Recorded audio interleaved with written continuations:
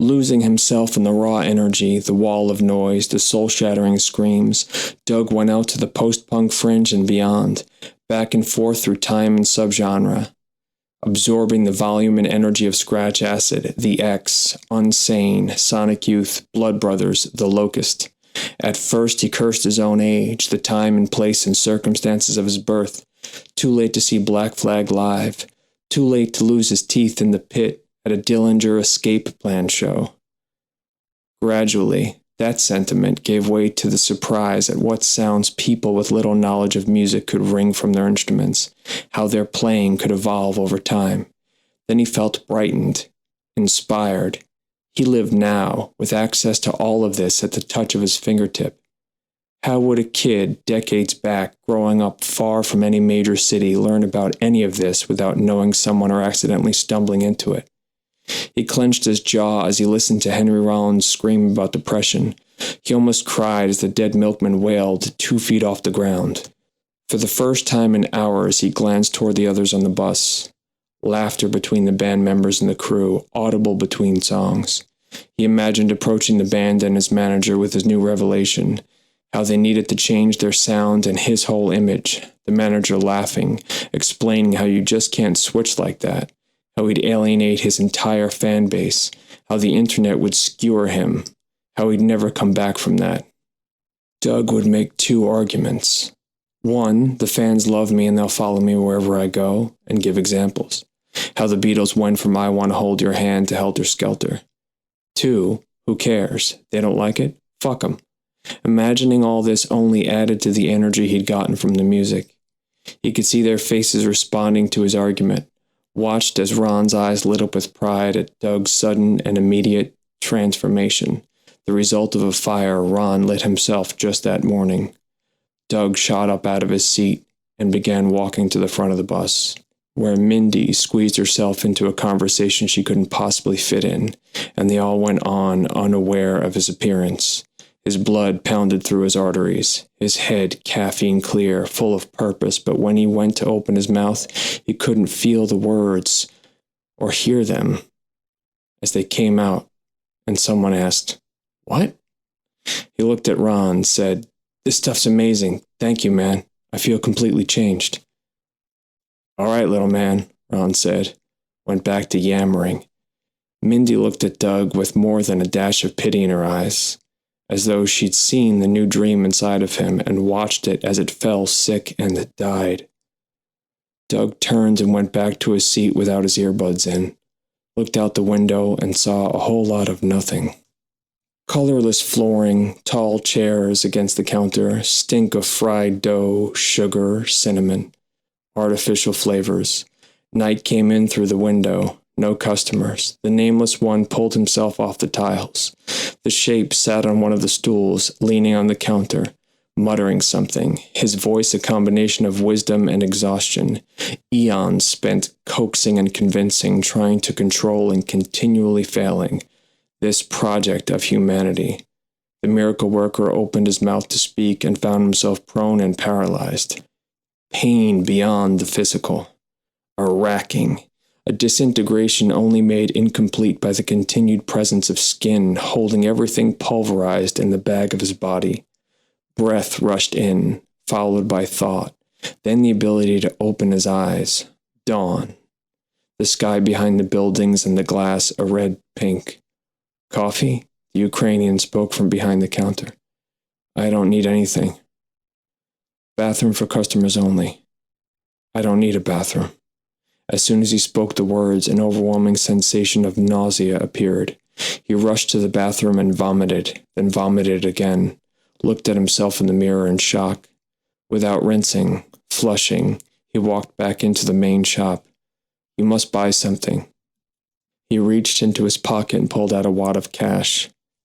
Staring into space, he barely heard the Ukrainian say, "Tea, $1.50. The cup appeared on the counter. Change in his hand. He looked for the words, found them. "Bus ticket," he said. "I wouldn't bother, but just up the street. Go ahead."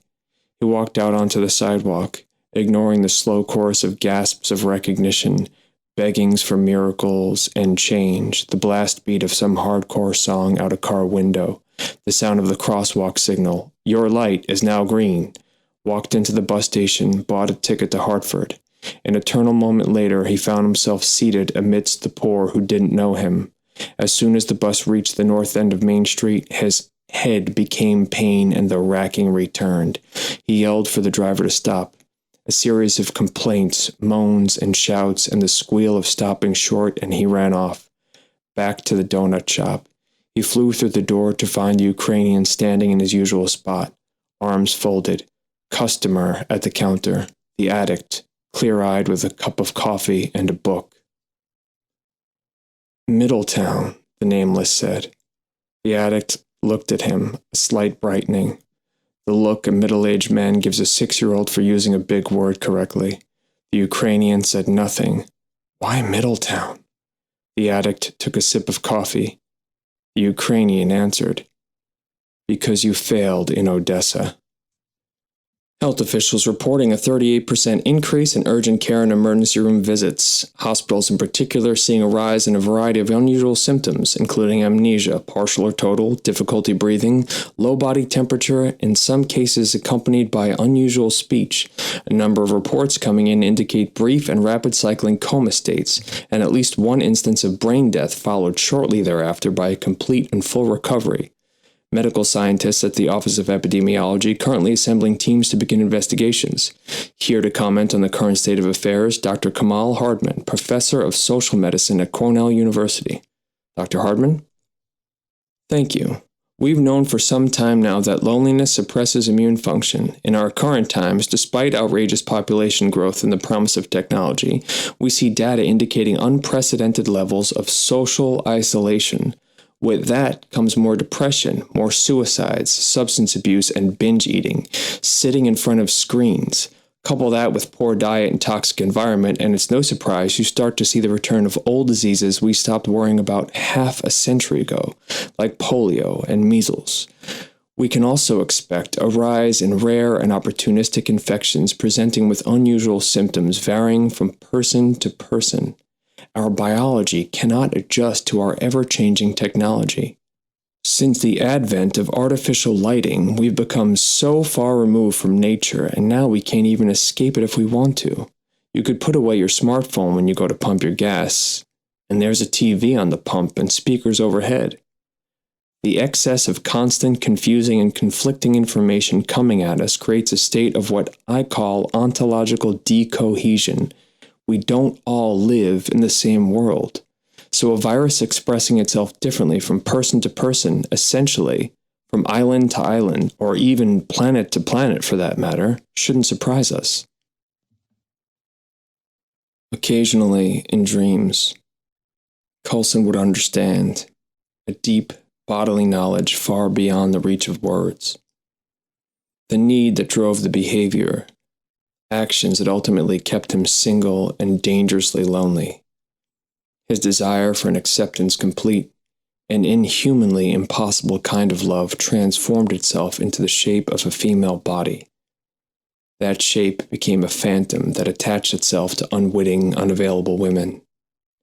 An impossible thing required planning, perseverance, and so he obsessed, stalked, creating more problems in the process, missing important details and making mistakes on cases that could get a child killed, frustrating the potential for more down-to-earth possibilities for himself. He would wake from these dreams. The inexplicable feeling would try to hang on long enough for him to find the right words. Then he'd yawn, cough, take a piss, and it would all disappear. Everyone left the office before Colson. Eric reminded him that any overtime now came with so much red tape he shouldn't bother, and Tiffany gave him a pitying look as she glanced at him with his tower of files. After an hour of cleaning up cases, he got up and left the office, got into his car, and drove to Lake Worth to open the new investigation, the case the manager gave him earlier that day. A school social worker reported that a single mother beat her 14-year-old with, quote, anything she could get her hands on just for talking to boys on the phone. He drove into a small neighborhood, the faded dream of someone long dead and forgotten. Found the house without a single light on, no sound, no evidence of anyone home. He went around the block and parked, made a note in the file, then imagined the family at church, the daughter seething as her mother fingered rosary beads and her 4-year-old brother staring up at the wounded God. He drove out of the neighborhood and headed home. Noticing the gas light on his dashboard, he pulled into a mobile. As he parked next to the pump, a young woman drove up in a white sports car, parked at the island across from his. Blonde and tan, a fit body. She ran into the convenience store as Colson began filling his tank. He locked the handle so he could leave it and ran in after her without a thought. When he got inside, she stood at the cooler, deciding, and he felt his face flush. She grabbed a 12-pack and walked to the cashier, ignoring Colson as she passed, and placed the purchase on the counter. He went and stood behind her, staring at the skin on the back of her neck. Her hair pulled up in a bun, then down at the rest of her body, taking it all in, and then the clerk spoke, shocking him. "Sir, please don't leave pump unattended." The woman didn't turn around, but he felt her eyes on him anyway. That called-out feeling, a spotlight the size of the sun on his face with the rest of the world in darkness. "I came in to get something. Sir, please." Colson ran out, his tank filled. He replaced the nozzle back in the pump, put the cap back on the tank just as the woman brought her purchase and put it in her car, ignoring him completely. She started pumping gas and he ran back inside where he thought he could still smell her. The body lotion. As he stood at the counter, scanning the shelves behind the clerk, cigarettes, e-cigs, liquor and lotto. Growing up in foster homes, he'd heard horror stories about alcoholics from the mouths of an abusive guardian who sweat whiskey. He'd avoided drink most of his life, yet now his eyes settled on a bottle that mentioned smoked barrels. He knew that even intoxicated, he wouldn't get his mouth to say the right things to that woman, young enough to call a girl. He felt older than his 38 years and didn't recognize the sound of his own voice as he said the words. "Bottle of Buffalo Trace." In a trance, he paid and walked out, the bottle wrapped in a brown paper bag, the feel of it in his hand, the crinkle as he gripped it. Saw his lonely car and got in. The car drove him home and he didn't notice stoplights or other cars or his own hand on the wheel as his other hand held the alien object.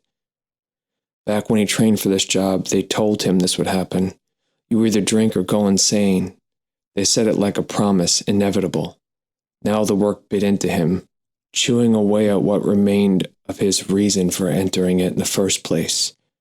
Changing the way he spoke and looked at people. Awkward to begin with, he never learned to look at women as human. To him, they either shone with a promise he couldn't touch, a warmth he'd never attain, or they simply looked like bored librarians and bus drivers. When opening an investigation, he saw them as work. He learned all the scripts, to follow the procedure, taking him further and further away from regular human interactions. Occasionally, around the office he'd slip, appearing human by accident, and briefly, so he never raised too much suspicion among his coworkers. He pulled into his apartment complex, walked up 3 flights of stairs, then entered. One of the ceiling lights still needed replacing. The refrigerator made a buzzing sound and he sat down on his thrift store love seat, saw himself reflected in the blank TV screen and took a drink. Liquid smoke rolled on his tongue, burned his throat, sending fumes to his brain. A slightly caffeinated feeling came, then he took another swig and that sensation changed. He kept drinking until he passed out. He came to with his pants around his ankles, empty bottle on the floor beside his phone. 10 missed calls and the sun burning through the window.